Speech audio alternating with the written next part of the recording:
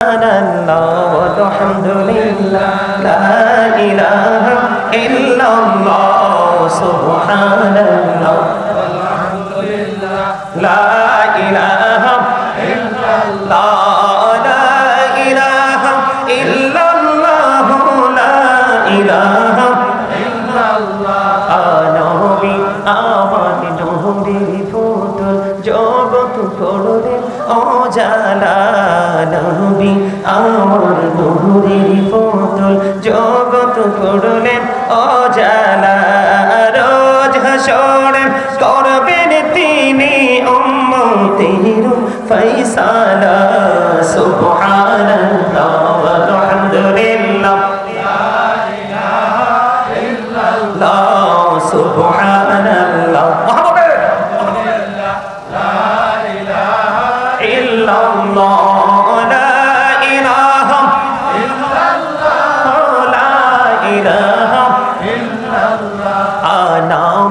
সাথী নামনি সাইয়া যারে আল্লাহ পাঠাইলা নামের সাথী নামনি সাইয়া যারে আল্লাহ পাঠাইলা নিচে আল্লাহ দুস্ত বলে তাহার প্রেমী মজিলা সুবহানাল্লাহ আলহামদুলিল্লাহ লা ইলাহা ইল্লাল্লাহ সুবহানাল্লাহ আলহামদুলিল্লাহ লা ইলাহা ইল্লাল্লাহ লা ইলাহা ইল্লাল্লাহ লা ইলাহা ইল্লাল্লাহ আরশি কুরসি লোহ কলম সৃষ্টি যাহার ওসিলা আরশি কুরসি লোহ কলম সৃষ্টি যাহার ওসিলা নিজে আল্লাহ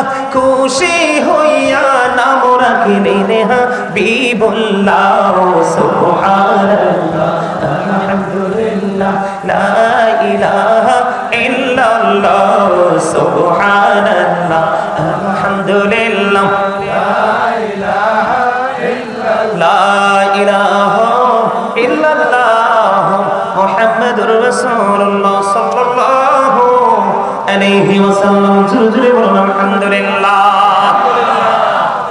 আলহামদুলিল্লাহ এটা মজা হয় নাই, এখন একটু লবণ গ্যাপ আছে।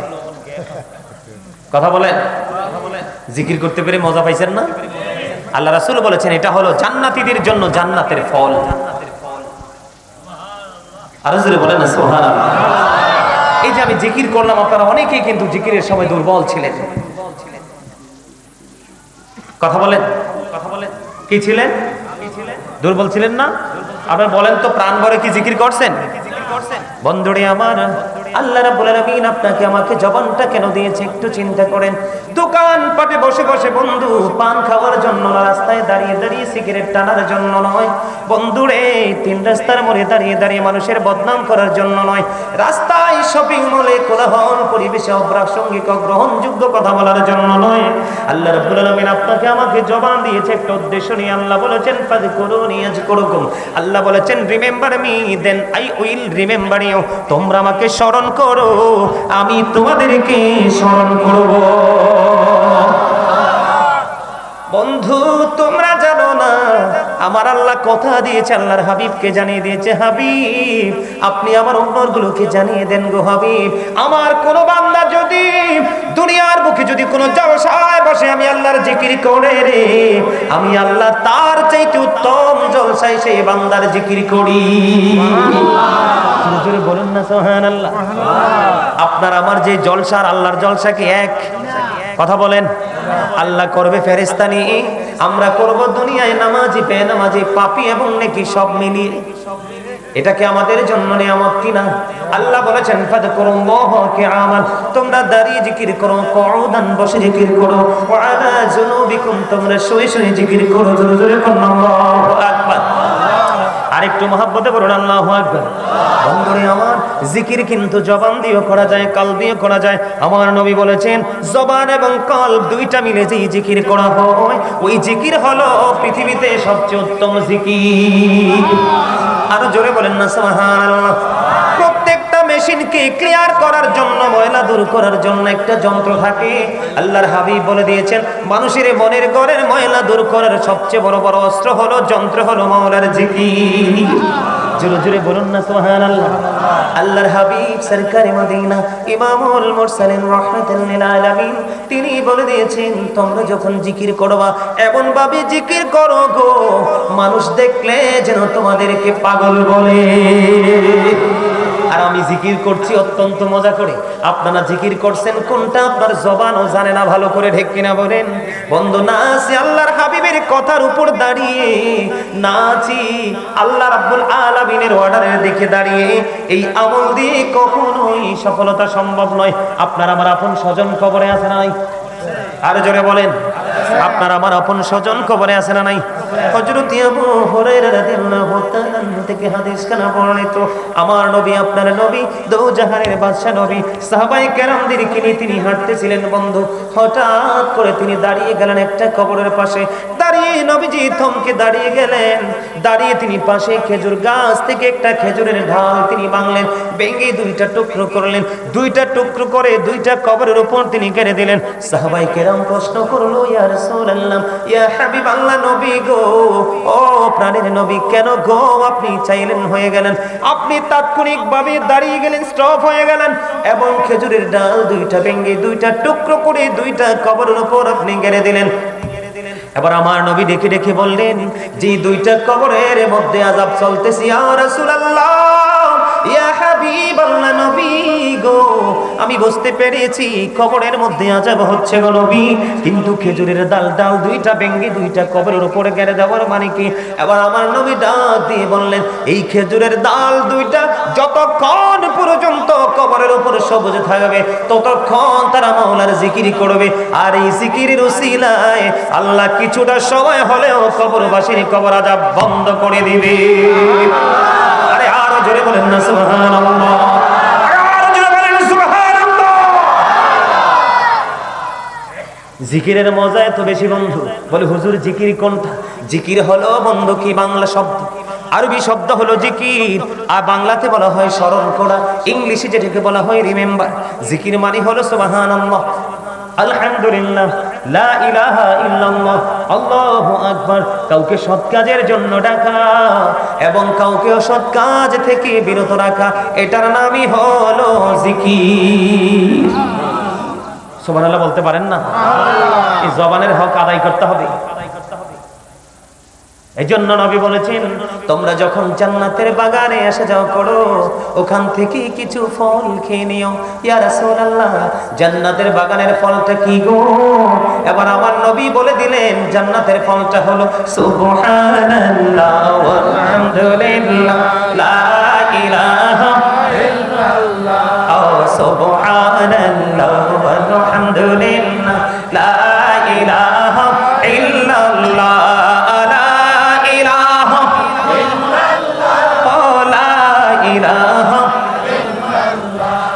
শাহাদাতের বাণী ঠোঁটে আসিলেন কামলে ওয়ালা, শাহাদাতের বাণী ঠোঁটে আসিলেন কামলে ওয়ালা, মক্কাতে পতিল রবি নূরে মিন্ন রে আলা, সুবহানাল্লাহ ওয়ালহামদুলিল্লাহ,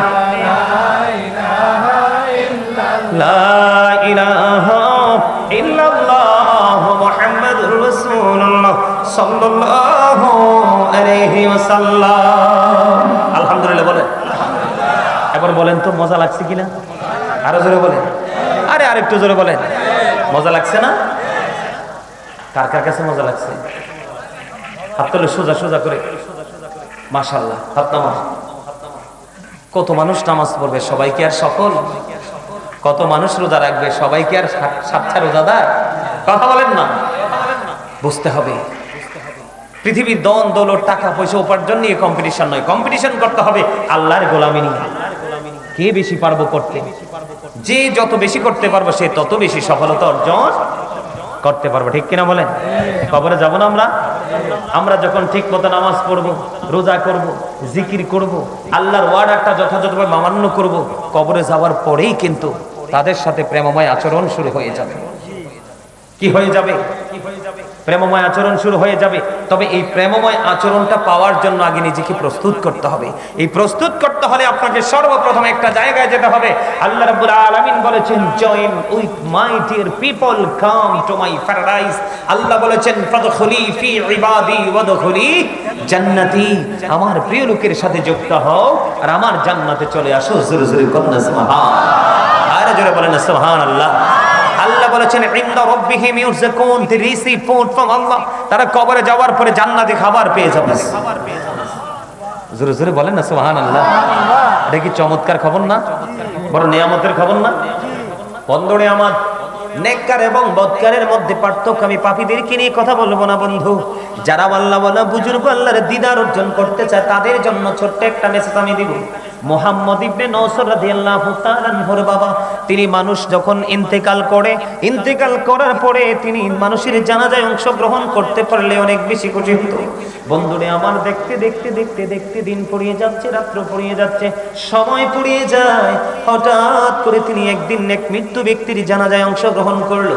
জানাজার কাজ সম্পূর্ণ করে যখন তাকে কবরে দাফন করা হলো, কবরে দাফন করার পরে ধীরে ধীরে ধীরে ধীরে সব মানুষ বন্ধু চলে যাচ্ছে, এই কবর ছেড়ে প্রস্থান করতেছে। কিন্তু মুহাম্মদ ইবনে নওসর রাদিয়াল্লাহু তাআলা আনহুর বাবা, তিনি কি করলেন? কবরের পাশে বন্ধু দাঁড়িয়ে থাকলেন। হঠাৎ করে তিনি দেখতে পাইলেন জিন্দা দুইটা মানুষ যেন কবরের মধ্যে প্রবেশ করতেছে। জোরে জোরে বলুন না সুবহানাল্লাহ। তিনি দেখতে পাইতেছেন কিসের সুরতে? মানবীয় সুরতে তিনি দেখতে পাইতেছেন জীবিত দুইজন মানুষ যেন কবরের মধ্যে প্রবেশ করতেছে। বন্ধু, তিনি দৃশ্য দেখে আশ্চর্য হয়ে গেলেন, হতবাক হয়ে গেলেন। জীবনে কত মানুষের জানাজায় অংশগ্রহণ করলাম, কত মানুষকে কবরে রেখে মুষ্টি মেরে মাটি দিয়ে দিলাম, জীবনে কোনো দিন এই দৃশ্য দেখতে পেলাম না। এটা কি রহস্যময় ঘটনা? এটাকে আমাকে উদ্ঘাটন করতে হবে বন্ধু। তিনি চিন্তা করতে করতে সেই কবরের পাশে দাঁড়িয়ে রইলেন। তিনি কোনো রহস্য উদ্ঘাটন করতে পারতেছেন না। কিছুক্ষণ পরে তিনি দেখতে পাইলেন দুইজনের মধ্যে একজন বের হয়ে চলে যাচ্ছে। তিনি কিছু বলেননি, তিনি দাঁড়িয়ে রইলেন বন্ধু। দাঁড়িয়ে থাকতে থাকতে আরো একজন রয়েছে, উনি কোনোভাবেই বন্ধু কবর থেকে বের হচ্ছে না। এবার তিনি কি করলেন? কবরের পাশে তিনি দাঁড়িয়ে দাঁড়িয়ে সূরা মুলক পড়লেন, সূরা ইয়াসিন পড়লেন 10 বার। কতবার? কথা বলেন, কতবার?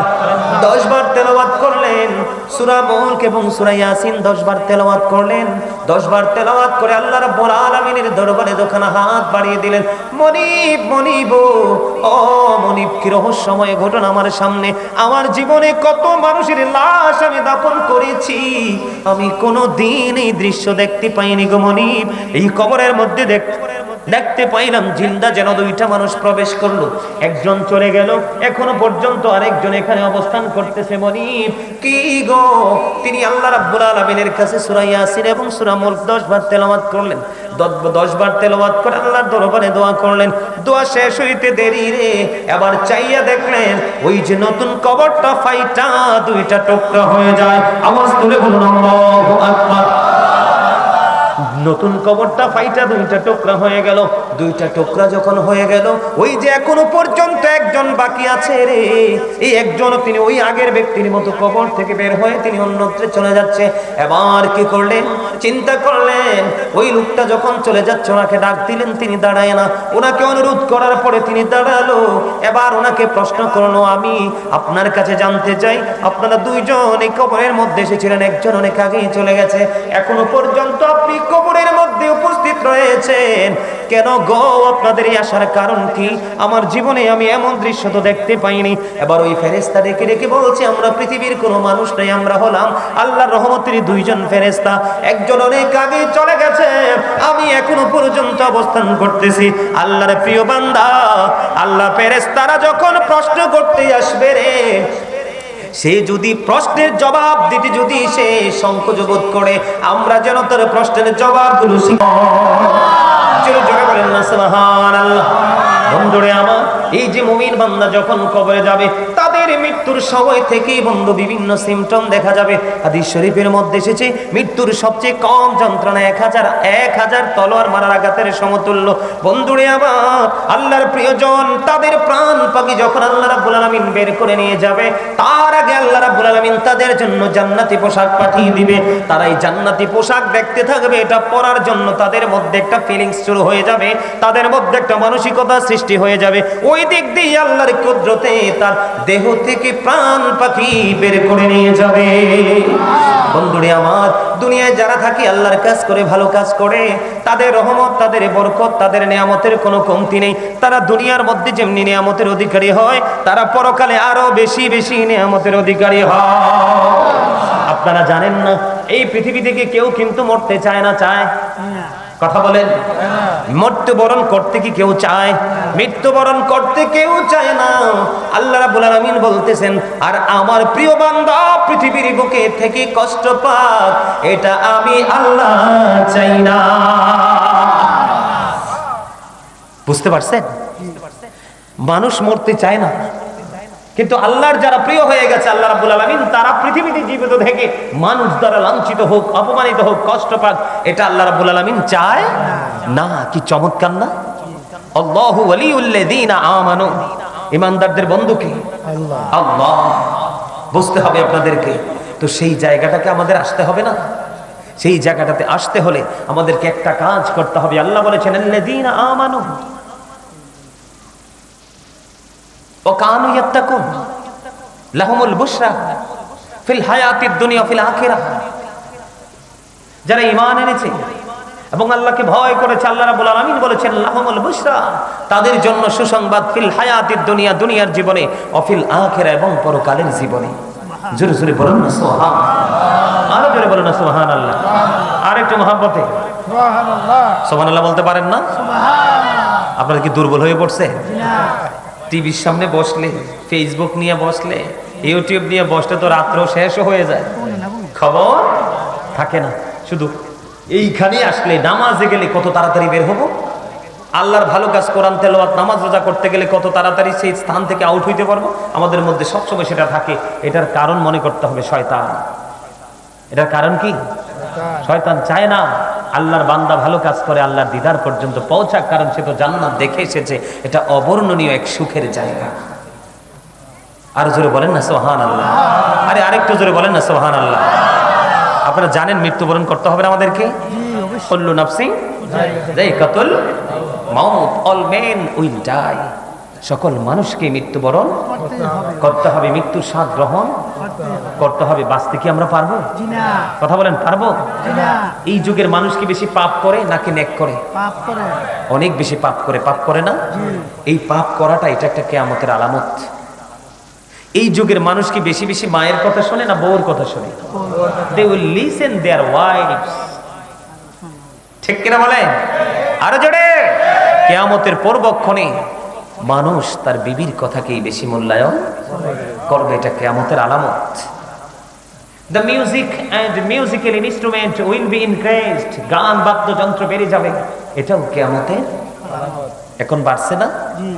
মানুষ ধর্মীয় সংস্কৃতি থেকে দূরে চলে যাবে, অথচ ইসলাম is not only a religion but also complete code of life.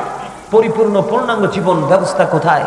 ইসলামে। কারণ এটা আল্লাহর মনোনীত ধর্ম। ইন্নাদ দীনা ইনদাল্লাহিল ইসলাম। আল্লাহর মনোনীত ধর্ম হলো ইসলাম ধর্ম। আজকে কি মানুষ ইসলামের দিকে যুক্ত নাকি ডিভাইড? এটা কিয়ামতের আলামত। এখনকার মানুষ কি সত্যের সন্ধান করছে নাকি সত্য মিথ্যার তোয়াক্কা না করে টাকার সন্ধানে চলছে? এটাই কিয়ামতের আলামত। এখনকার মানুষ কি মাটির ঘর, সনের ঘর গড়ার চেষ্টা করতেছে নাকি ডেভেলপ কোম্পানির মাধ্যমে, ডেভেলপারদের মাধ্যমে বড় বড় ভবন তৈরি করার চেষ্টা করতেছে? এটা কিয়ামতের আলামত। ইসলাম যখন এসেছে গরিব ছিল, আজও কিন্তু ইসলাম গরিব হয়ে গেছে। ঠিক না? আপনি মাথার চুলের দিকে তাকান, এই যে দুটা, এই দেখেন একটা কর্নারে যে ছেলে চুল কাটছে, দেখেন মনে হয় যে এটা বর্তমান যে ওই কি জানি বলে শেখ হাসিনা যে রেল লাইন করছে না, ব্রড গ্রেস, ওই রেল লাইনের উপরের মতো মাথার তালুটা দেখে। আর তার দুই পাশটা হলো পদ্মা সেতুর উপরে ভাঙ্গা পর্যন্ত যে রোডটা করেছে না, একেবারে পিস জ্বালা বিএপি সিঙ্গাপুরের মতো। ওখানে রাতের বেলা ঢুকলে মনে হয় না যে বাংলাদেশ। তার দুই সাইডটা কিন্তু কিসের মতো? পিস জ্বালা রাস্তার মতো। এটা কিন্তু ইহুদি স্টাইল। এখান থেকে কিন্তু ইসলামটা দূরে চলে গেছে। ম্যাক্সিমাম যুবক বর্তমানে আপনারা দেখবেন, ম্যাক্সিমাম যুবক জিন্স প্যান্ট পরতে বেশি পছন্দ করে। আল্লাহ বলেছেন লিবাসুত তাকওয়া যালিকা খায়র। মুসলমানদের ইমানদারদের জন্য সবচেয়ে উত্তম পোশাক হলো যেটা উপর দিয়ে থাকবে নাভির উপরে, নিচে দিয়ে থাকবে টাকনুর উপরে। এই যে পিচ্ছি দুইটা কিন্তু আমার কাছাকাছি এসে বসছে, কিন্তু ওদেরকে যদি এখন আমি দাঁড় করাই না, দেখবেন ওদের প্যান্টটা নাভিটার নিচে। কারণ তাকে জন্মই হয়েছে ছোট্ট হয়ে। কি হয়? ইসলামের কন্ডিশন কোনটা? উপর দিয়ে থাকবে নাভি বরাবর, নিচে থাকবে টাকনুর উপরে। কিন্তু এটা উপর দিয়েও নাভির নিচে, নিচে দিয়েও টাকনুর নিচে। এখানে কি ইসলাম আছে? মা বোনদের পোশাক পরার কথা মোটা, যেটা পরার পরে তার বডি দেখা যাবে না। এখন কিন্তু সে সমস্ত অঙ্গে পোশাক জড়িয়ে রেখেছে, কিন্তু তারপরেও তার বডি দেখা যায়। এখানে কি ইসলাম আছে? কথা বলেন আছে? আপনারা দেখবেন বর্তমান, আমি প্রায় সময় বলে থাকি, আপনারা অনলাইনে যারা আলোচনা শোনেন তারা হয়তো এটা মুখস্থ করে ফেলেছেন। এখানে আছেন কিনা জানি না, অনলাইনে আলোচনা শোনার মতো পার্সন এখানে আছেন কিনা আমি জানি না। আমি প্রায় সময় বলি, মুরব্বীদের অন্তর হলো আল্লাহ রাসূলের প্রেম ভালোবাসায় ভরা। বর্তমান যুবক যুবতীদের অন্তর হিংসা, নোংরামি আর আত্মগরিমায় ভরা। আপনি দেখবেন